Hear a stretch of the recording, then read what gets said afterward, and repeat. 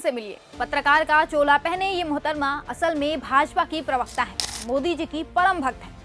इस समय ये एएनआई की एडिटर इन चीफ है, नाम है स्मिता प्रकाश। वही एएनआई जो बीजेपी के लिए एक पीआर एजेंसी के तौर पर काम करती है। पत्रकारिता के नाम पर सवाल कम और मोदी सरकार की चाटुकारिता ज्यादा करती है। आपको याद होगा, हाल ही की बात है जब यूट्यूबर्स ने मोदी सरकार की धोती खोलनी शुरू की तो इनका एएनआई उन सभी पर स्ट्राइक मारने लगा, धमकाने लगा, पैसों की वसूली करने लगा। उसी एएनआई पर स्मिता प्रकाश का एक पॉडकास्ट शो आता है जिसमें ये भाजपा के सवाल लेकर आती हैं जो व्हाट्सएप यूनिवर्सिटी में लिखे गए होते हैं। अब हाल ही में इनके शो पर पटना वाले खान सर पहुंचे थे। उनके सामने भी ये उसी तरह के व्हाट्सएप यूनिवर्सिटी वाले सवाल लेकर आई, लेकिन ये भूल गई कि इनके सामने कोई अनपढ़ नहीं, कोई भक्त नहीं, बल्कि इस देश का एक पढ़ा लिखा युवा बैठा है जो इनकी जुबान पर ताला लगाने का दमखम रखता है। इनकी मानसिकता का स्तर देखिए। अब क्योंकि खान सर के सामने ये तो नहीं कह सकती थी कि ये सवाल जो भी पूछ रही हैं वो भाजपा की पीआर टीम की तरफ से आए हैं, तो इन्होंने देश के बच्चों का नाम लगाकर देश के प्रथम प्रधानमंत्री पंडित जवाहरलाल नेहरू और राष्ट्रपिता महात्मा गांधी को नीचा दिखाने की कोशिश की। स्मिता ने पूछा कि आजकल के बच्चे नेहरू और गांधी के खिलाफ बोलते हैं, कहते हैं कि इनमें भी कमियां थी। अब खान सर ठहरे पढ़े लिखे आदमी, तो इन्होंने झट से वहीं पर स्मिता के एजेंडे को फेल कर दिया।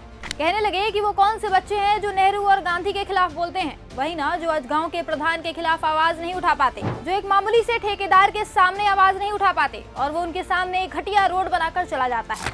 वो बच्चे जो अपने विधायकों से लड़ नहीं पाते, वो चले हैं गांधी नेहरू पर सवाल उठाने। ये उस गांधी के खिलाफ बोलते हैं जो गुलामी के समय ब्रिटेन की महारानी से लड़ गए थे। ये क्या बोलेंगे? अब यहाँ स्मिता प्रकाश की दाल नहीं गली तो इन्होंने फिर दूसरा सवाल किया। ये सवाल भी वही था जो बीजेपी अक्सर गाया करती है। स्मिता ने पूछा कि आजादी के बाद नेहरू की जगह सरदार पटेल को प्रधानमंत्री बनाना चाहिए था। अब इसका भी खान सर ने ऐसा जवाब दिया कि स्मिता की बोलती बंद हो गई। खान सर ने बताया कि पहली बार चुनाव हुआ 1951 में और सरदार पटेल का निधन हुआ 1950 में, तो उन्हें कैसे प्रधानमंत्री बनाया जा सकता था। फिर इन्होंने एक और मुद्दे पर मोदी सरकार को सही साबित करने की कोशिश की। स्मिता ने जोर डालते हुए कहा कि कुछ लोग मान रहे हैं कि पाकिस्तान के साथ समझौते का मोदी सरकार का फैसला काफी हद तक सही था। अब यहाँ ये इससे आगे कुछ बोल पाती तभी खान सर ने तपाक से कहा कि नहीं, मोदी सरकार का ये फैसला गलत था। खान सर का ये कहना था कि स्मिता का मुंह लटक गया, लेकिन खान सर यहाँ डरे नहीं। उन्होंने बेबाकी से अपनी बात रखी, समझाया कि पाकिस्तान समझौते के लायक नहीं है बल्कि युद्ध के लायक है और मोदी सरकार ने उससे समझौता करके बहुत बड़ी गलती कर दी है। या फिर स्मिता ने अपनी बेइज्जती करवा ली। हालांकि इससे उन्हें कुछ ज्यादा फर्क पड़ा नहीं, क्योंकि इनका रोज का हो गया है। रोज सुबह उठो, बीजेपी की चाटुकारिता करो, देश भर से बेइज्जती करवाओ और फिर उसी बेइज्जती के बदले कुछ पैसे ठूसो और मजे से सो जाओ। अगले दिन उठो और फिर उसी दिनचर्या को दोहराओ। और ये सिर्फ एक गोदी मीडिया के पत्रकार का हाल नहीं है, हर किसी का यही हाल है। हर किसी की एक ही दिनचर्या है। फर्क बस इतना है कि कुछ सामने से चाटुकारिता करते हैं और कुछ पीछे से, बाकी करता हर कोई है।